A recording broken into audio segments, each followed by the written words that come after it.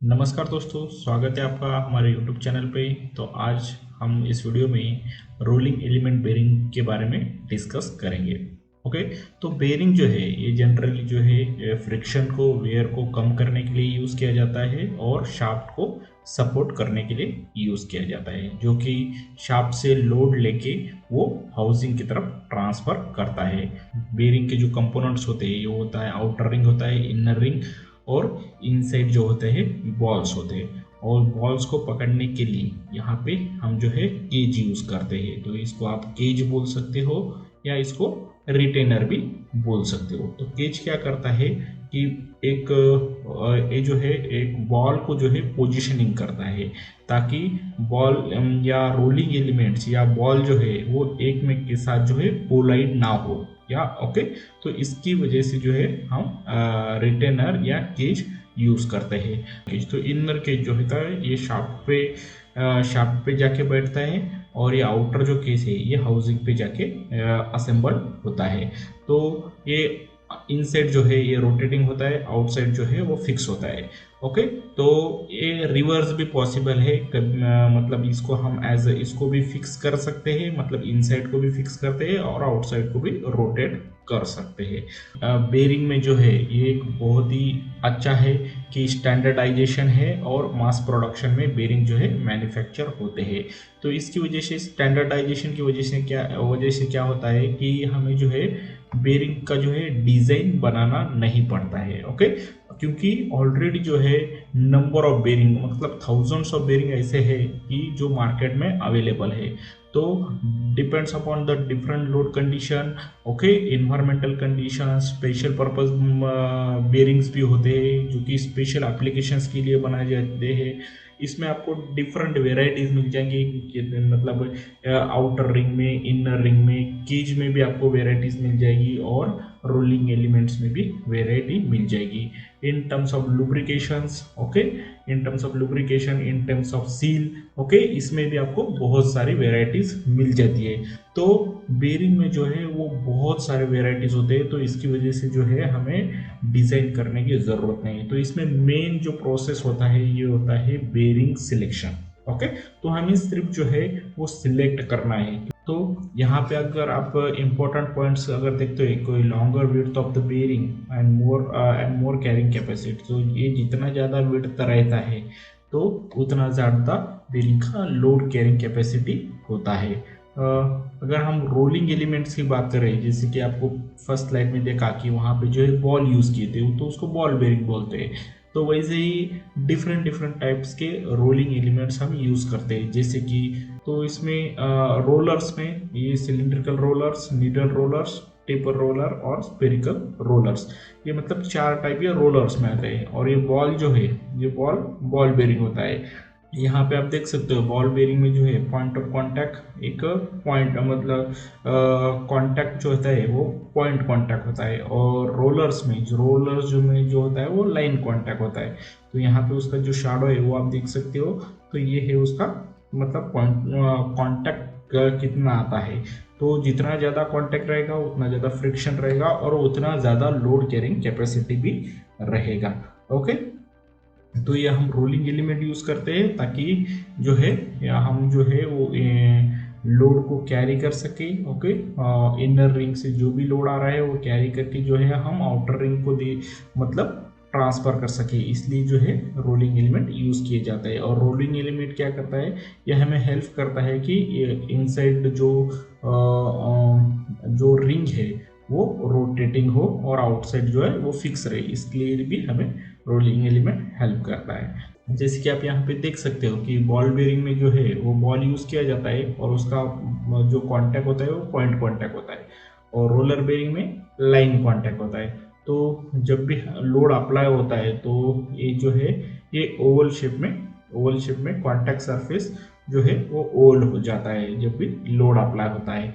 और रोलर्स में जो है वो कांटेक्ट सरफेस जो है जनरली रेक्टेंगुलर टाइप में हो जाता है जब भी लोड अप्लाई होता है। ओके, बॉल बेरिंग जो है वो सूटेबल है लो टॉर्क और हाई स्पीड एप्लीकेशंस के लिए।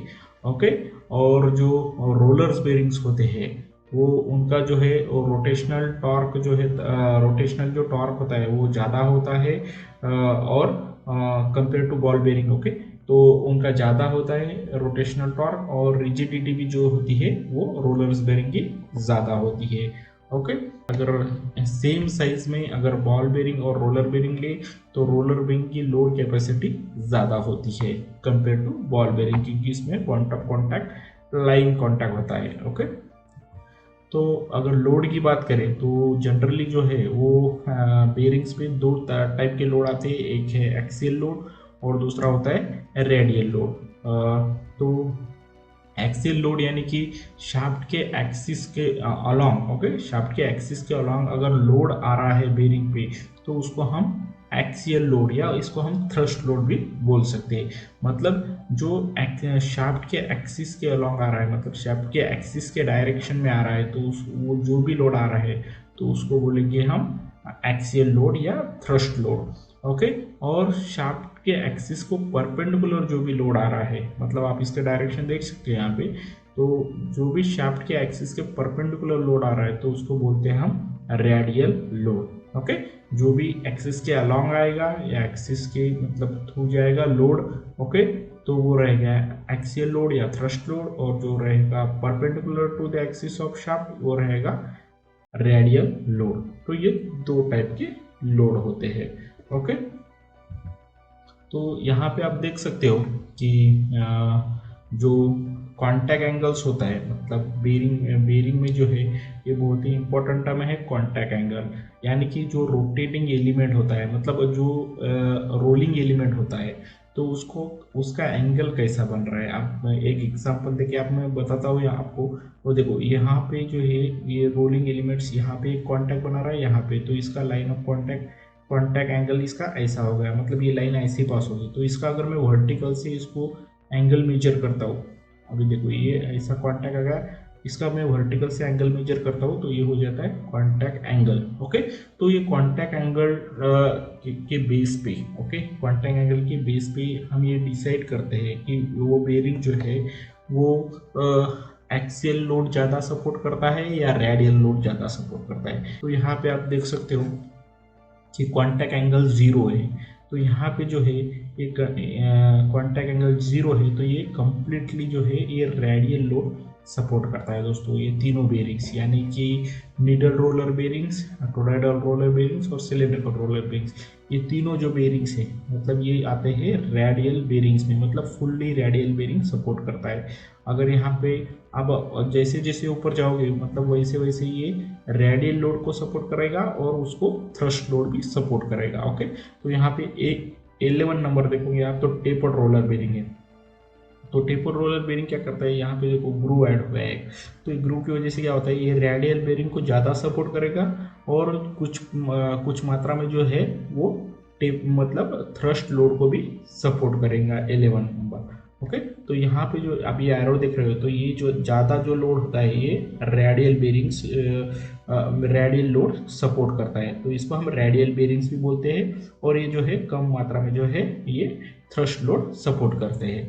और इस तरफ से 45 डिग्री के ऊपर के एंगल को जो है ये जो है कंप्लीटली यहाँ पे अगर देखोगे आप तो ये थ्रस्ट लोड को ज़्यादा सपोर्ट करता है, मतलब कॉन्टैक्ट एंगल 90 हो गया, तो यहाँ पे थ्रस्ट लोड को ज़्यादा सपोर्ट करता है। अब देखो यहाँ पे वर्टिकल का हिसाब से मैंने देखा ये कॉन्टैक्ट एंगल तो ये 90 हो गया, तो ये जो है थ्रस्ट लोड को ज़्यादा सपोर्ट करता है, यानी कि एक्सियल लोड को सपोर्ट करता है, तो इसको हम एक्सियल बेरिंग बोलेंगे। ओके, या थ्रस्ट बेरिंग बोलेंगे। ओके, तो यहाँ पे अगर देखोगे आप यहाँ पे 60 है 5 नंबर, तो 5 नंबर हो गया स्पेरिकल रोलर थ्रस्ट बेरिंग। तो ये थ्रस्ट बेरिंग जो है ये ज़्यादा जो है ये एक्सियल लोड को सपोर्ट करता है और मॉडरेटली जो है ये रेडियल लोड को भी सपोर्ट करता है। यहाँ पे आप ग्रू देख सकते हो। ओके, तो ये साइड के जो ग्रू होते हैं ये जो है वो दूसरे डायरेक्शन को भी लोड सपोर्ट करते हैं। और ये जो टाइप में आता है मतलब ये जो आप कर्वेचर टाइप में देख रहे हो ये light to medium load bearings है।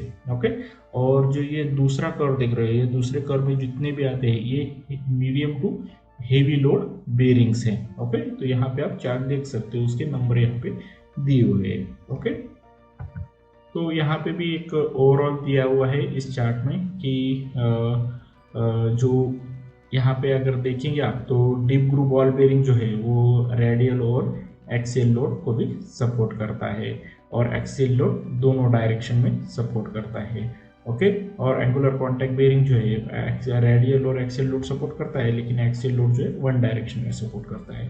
और हाई स्पीड रोटेशन की अगर बात करें तो हाई स्पीड रोटेशन में deep groove ball bearing, angular contact ball bearing और सिलेंड्रिकल रोलर बेरिंग्स ये अच्छा परफॉर्म करती है। और लो नॉइस और वाइब्रेशंस की बात करेंगे तो डीप ग्रूव बॉल बेरिंग और एंगुलर कॉन्टैक्ट बॉल बेरिंग जो है वो अच्छा परफॉर्म करती है।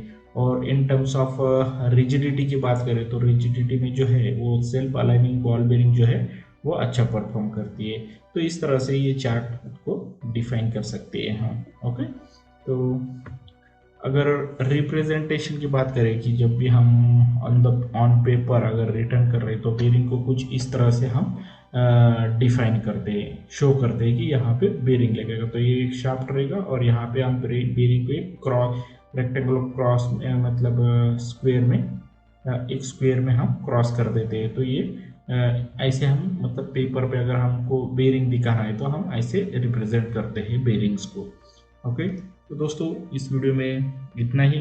तो अगर ये वीडियो आपको अच्छा लगा या आपको बेरिंग के बारे में और जानकारी चाहिए तो आप कमेंट में लिख दीजिए कि आप कौन सा वीडियो चाहते हैं और कौन सा वीडियो से आप मतलब आपको लर्न करना है।